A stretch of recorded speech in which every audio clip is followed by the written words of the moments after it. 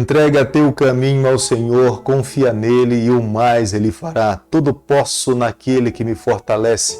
Os anjos do Senhor se acampam ao redor daqueles que o temem e os livra. Muito bom dia. Com a bênção, com a graça de Deus, nós começamos nessa manhã mais um dia, caminhando e olhando para o céu na expectativa de vermos o céu se abrir, Jesus Cristo voltar, nos encontrarmos com o nosso Salvador e vivermos com Ele por toda a eternidade. Todos os dias nesse canal nós estudamos um capítulo da Palavra do Senhor.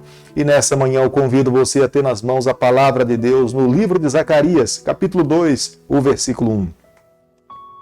Tornei a levantar os olhos e vi, e eis um homem que tinha na mão um cordel de medir. Amigo, no capítulo que nós passaremos a estudar a partir de agora, nós precisamos compreender que nós temos no céu um Deus de amor, um Deus de bondade.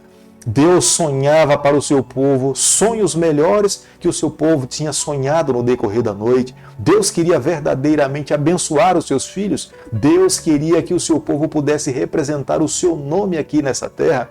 Embora nós compreendamos que o nosso coração é mau, está envolvido no pecado, mas nós temos um Deus de amor que sonha sonhos maravilhosos para nós.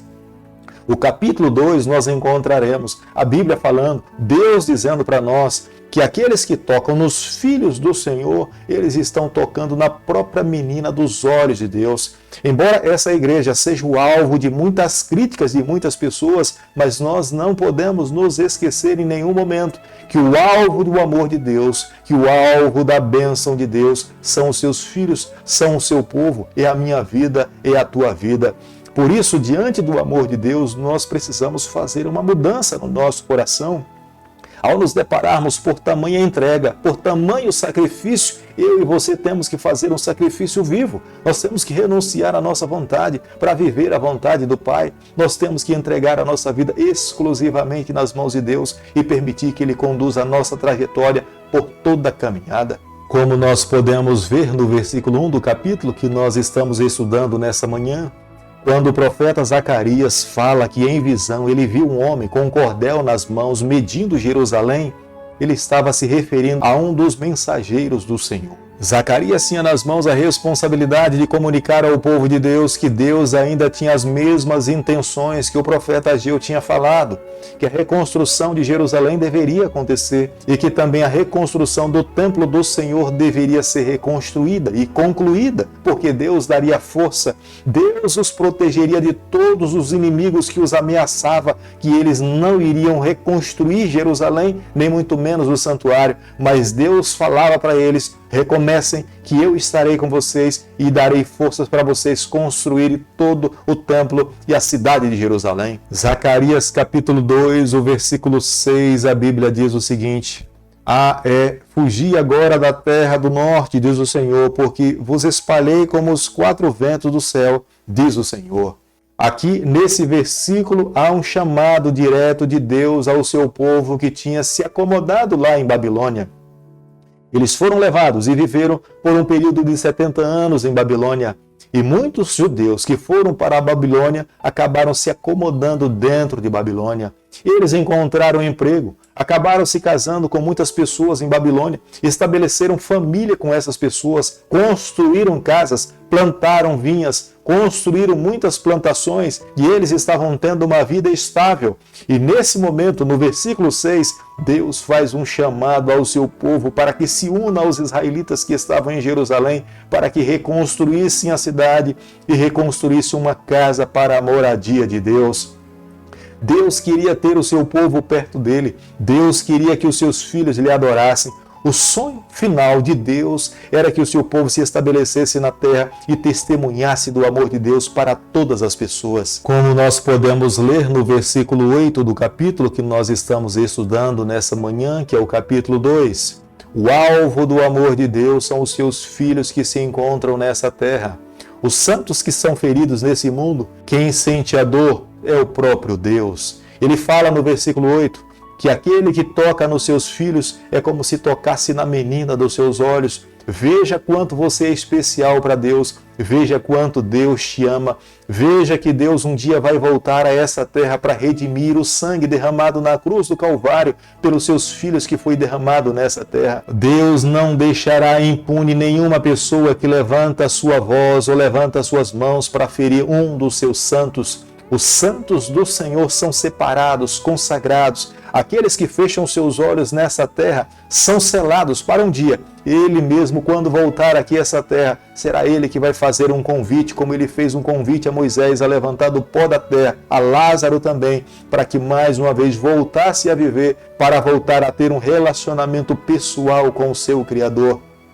Amigo, hoje, a cada dia que nós vivemos, nós precisamos viver pela fé, na salvação alcançada na pessoa do nosso Salvador Jesus. Quando nós fazemos uma leitura do versículo 9 do capítulo 2, nós podemos ver o profeta falando, Deus dizendo que ele agitaria a sua mão para proteger o seu povo. Ele não deixaria nenhuma nação mais poderosa que estivesse dentro da terra de Canaã atacar o seu povo. Ele diretamente é que nos livra de todos os males, é Ele que nos ampara, é Ele que nos concede a vitória. Somente através dele nós vivemos uma vida vitoriosa. Pode em algum momento alguém nessa vida acreditar que tem alcançado alguma coisa através da sua própria força. Se engana, não seja enganado pelo mal. Volte a crer que tudo aquilo que nós temos e que recebemos provém das mãos do Senhor. Isso se refere na saúde. Isso se refere no dinheiro, isso se refere na família, isso, na verdade, se refere a todas as áreas da vida de um ser humano. Tudo advém das mãos do nosso Criador. Zacarias capítulo 2, o versículo 10, a Bíblia diz o seguinte: Canta e exulta, ó filha de Sião, porque eis que venho e habitarei no meio de ti, diz o Senhor. Este era o sonho inicial e final de Deus.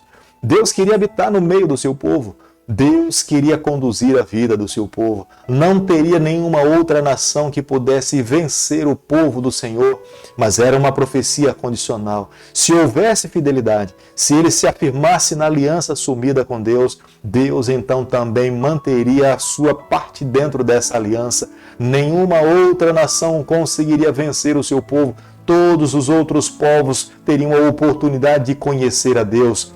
Quando Deus abençoasse o seu povo, todas as nações viriam a Jerusalém e saberiam que há um Deus dentro de Jerusalém que ampara, que protege. Ele é o Criador, somente Ele é digno de toda adoração. Ele não quer que se faça uma imagem da sua semelhança. Ele não quer que se construa uma imagem que se aparente com Ele, mas Ele quer ser adorado em espírito e em verdade. E era dessa forma que os israelitas deveriam viver. Se os israelitas vivessem dessa forma, eles jamais teriam sofrido o que passaram e eles teriam a oportunidade de continuar representando o nome de Deus. Mas quando nós olhamos para a história, claramente nós observamos, Israel ficou longe desse ideal. Israel deixou de viver o ideal de Deus. Israel, na verdade, estava mais em busca das bênçãos do que viver a aliança com o Senhor.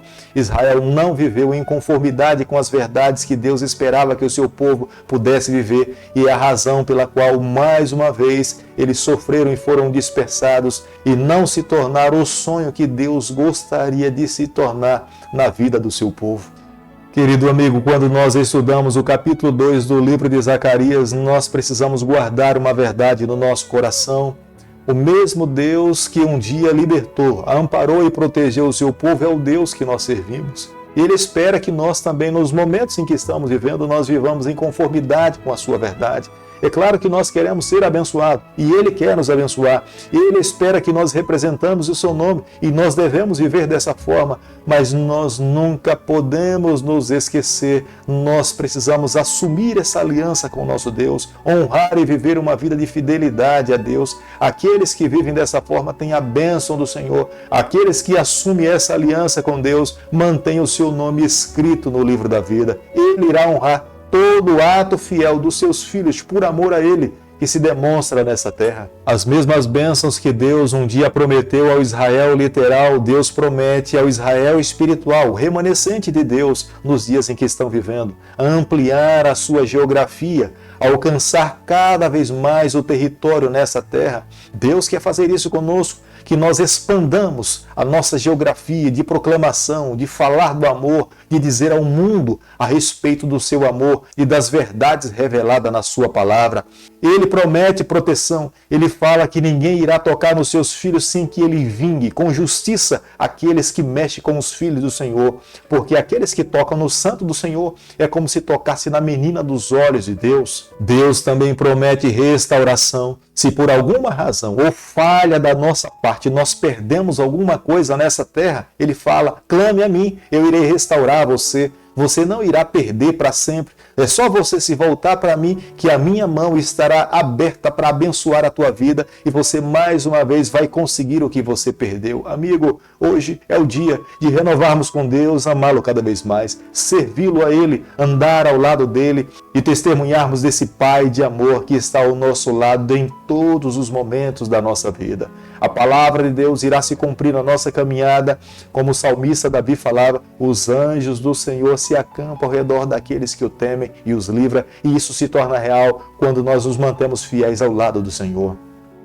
Querido Pai, em Tuas mãos nessa manhã nós nos colocamos, queremos viver exclusivamente para o Senhor. Toma o nosso coração, perdoa os nossos pecados, nos dê a graça de vivermos exclusivamente para Ti. É o que nós pedimos, é o que nós oramos e o fazemos em nome de Jesus. Que o Senhor te abençoe e te guarde, que Ele faça resplandecer o seu rosto sobre você, que Ele tenha misericórdia de você, que sobre você nessa manhã Ele levante seu rosto e conceda a sua graça em nome de Jesus. Amém.